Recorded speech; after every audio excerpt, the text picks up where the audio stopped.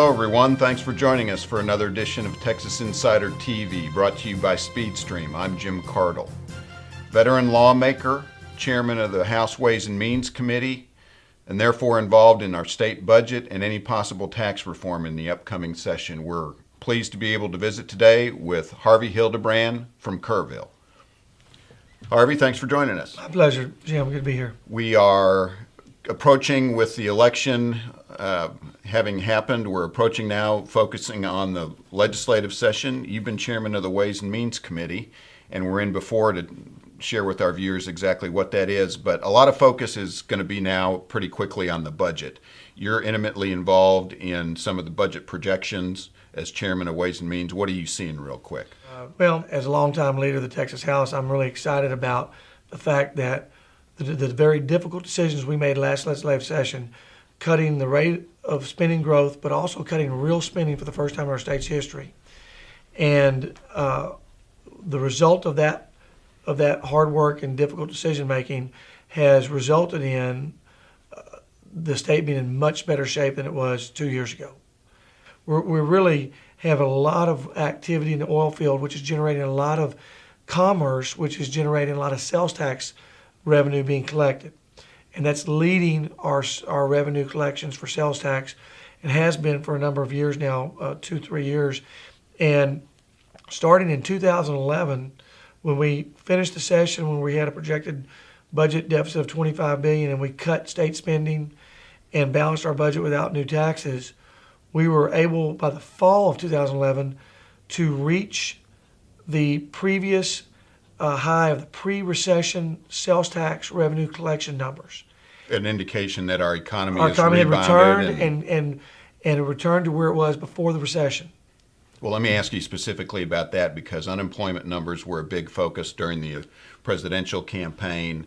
The comptroller issues her monthly reports on sales tax, and we're on 20 plus months, I believe, of a growing economy, correct? Which is going to be a good scenario and for you. That's what I'm leading into this fall. I'm just giving you a little background on it, but all of the, our state is the job leader in the country.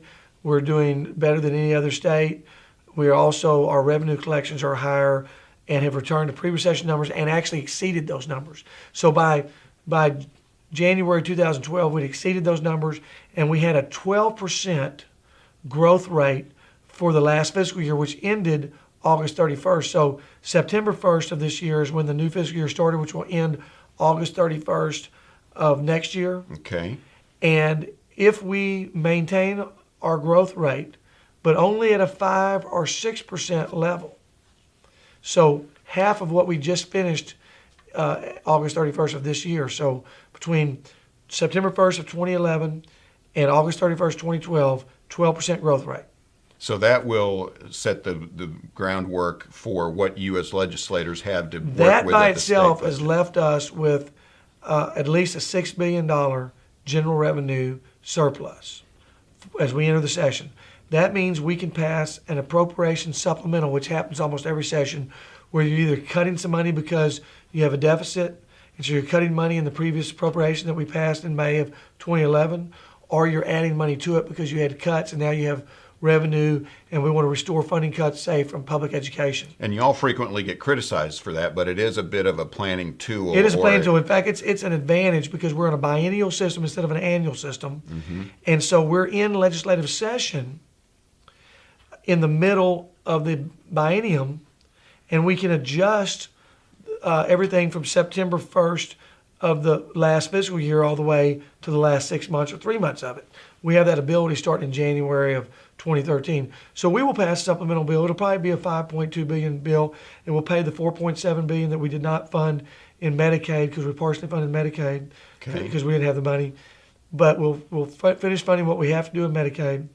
We'll have the opportunity to restore what would have been $2.3 billion shortfall in public ed, because what we did was we deferred the last payment. Now, we deferred. A lot of folks are watching that. Yeah, we deferred that payment, which would have happened in the end of August of 2013, which normally happens then and distributes to all the school districts. That will not happen if we stay where we are and continue the bill and don't amend it during the supplemental.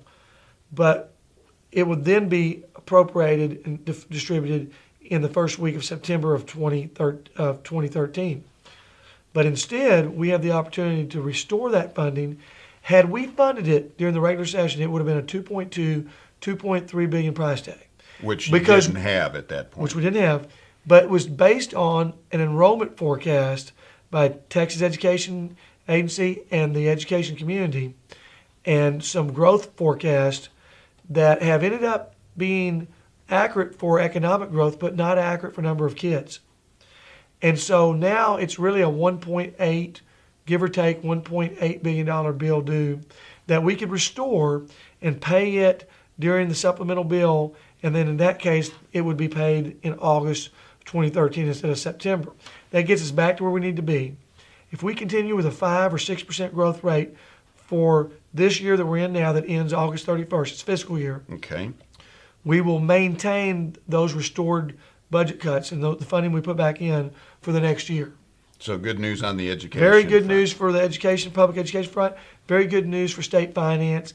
And it's because of the conservative policy that we have made, the very difficult decisions we made when we were criticized for cutting too much. And we found that even public education could stand more efficiency, we could impose more efficiencies on them and reduce spending and reduce the rate of growth in spending.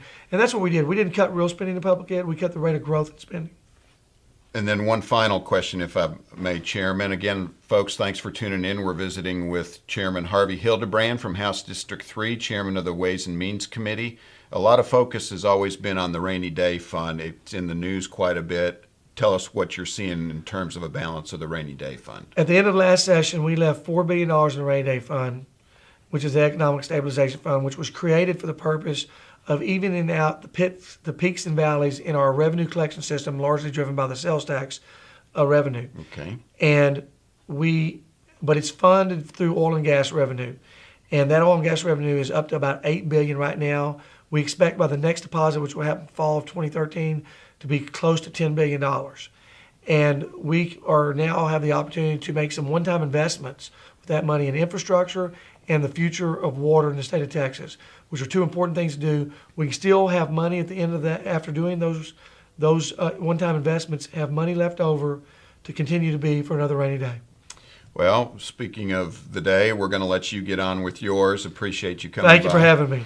Thanks, Chairman. The issue of transportation will be something in the future we can talk about in water as well. Folks, be sure and tune back in for future editions of Texas Insider TV. Thanks for joining us today with Chairman Harvey Hilldebrand of the House Ways and Means Committee.